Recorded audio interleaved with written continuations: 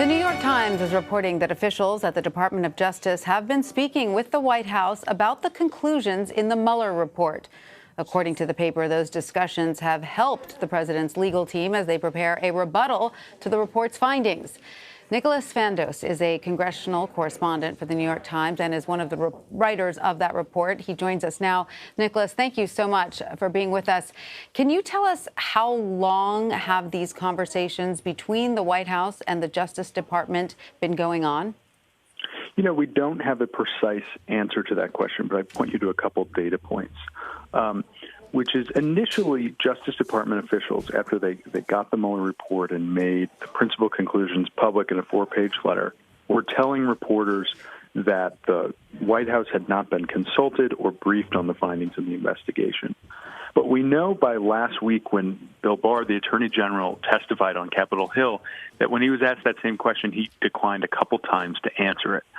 So it seems to have been in the last couple of weeks, as this report kind of concurrent with this report being redacted and prepared for release tomorrow.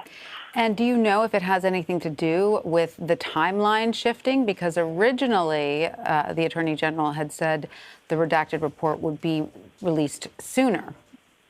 Right. That's a good question again, and I hate to say we don't have that answer either, but we don't. I mean, there's a lot here that's still mysterious. I mean, the Attorney General has taken a number of steps that are a little bit of head scratchers.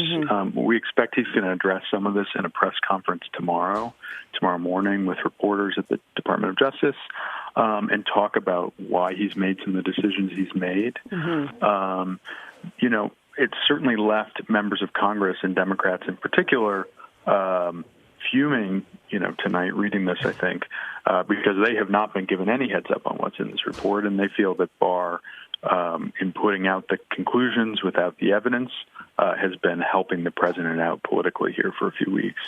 Now, Nicholas, we know that some current White House officials were interviewed by the Mueller team during the investigation. What kind of political risks could these individuals face once the report is released? Your reporting shows that they're quite concerned about this. Right. So none of these individuals, as far as we know, continue to have legal exposure in the case. The special counsel said they're not going to charge anyone. Additionally, though there are offshoot investigations, I think what they're afraid about is that President Trump, who's still their boss, is going to be able to read in this report, read out who cooperated, who basically gave interviews and information that may be damaging to him politically. And I think the fear they have is that they could get fired, lose their job. They could end up being a target of, you know, the president's famous Twitter fingers, and it put a kind of black stain on them in Republican politics.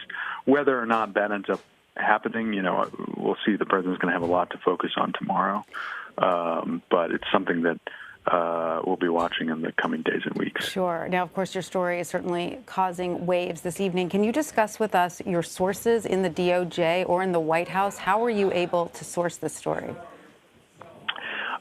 So obviously, I don't want to get into all that specifics there, protect our sources. We describe them as people with knowledge of the discussions. If we could have been able to get more specific about one side or the other, we would have. Right.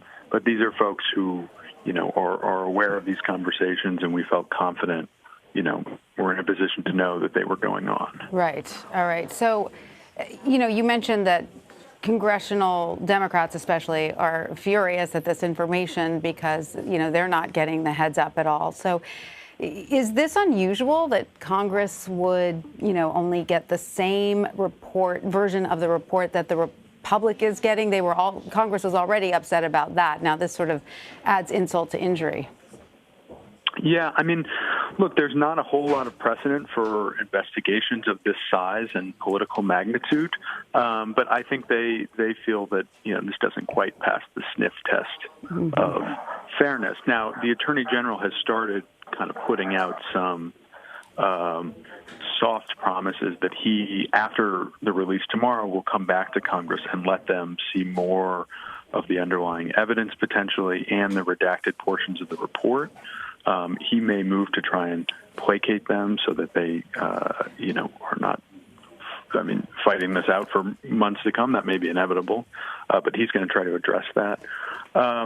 Nicholas, I don't know if you've seen, Representative Nadler's tweet he just wrote. I haven't. I'm deeply troubled by reports that the White House is being briefed on the Mueller report ahead of its release. Now the DOJ is informing us we will not receive the report until around 11:12 tomorrow afternoon, after Barr's press conference.